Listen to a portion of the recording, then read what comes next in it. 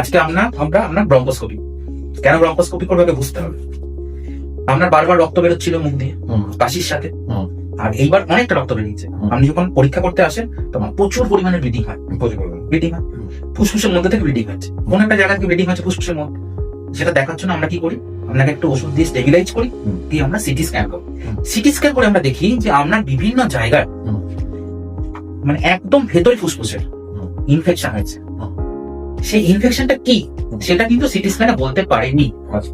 লিখেছে ইনফেকশন আছে, কিন্তু কেন হচ্ছে সেটা বলতে পারেনি বিভিন্ন জায়গায়। এবার আমাদের যদি দেখতে হয় যে বা আপনার যে চিকিৎসা করতে প্রপারলি যে কেন ইনফেকশন হয়েছে, তাহলে আমাকে ব্রঙ্কোস্কোপি করে ফুসফুসের ভেতর থেকে যেখানে যেখানে ইনফেকশন আছে রস তুলে আনে পরীক্ষা করতে হবে। বুঝতে পেরেছি? এই জন্য আমরা ব্রঙ্কোস্কোপি করছি, যেহেতু আপনার বারবার রক্ত বেরোচ্ছে ফুসফুস থেকে, কেন বেরোচ্ছে সেটা জানার জন্য আমাদের ব্রঙ্কোস্কোপি করতে হবে। আমরা নল মুখ দিয়ে ঢোকাই না, নলটা নাক দিয়ে ঢোকাই, মুখ দিয়ে এন্ডোস্কোপটা আমরা নাক দিয়ে নলটা ঢোকাবো,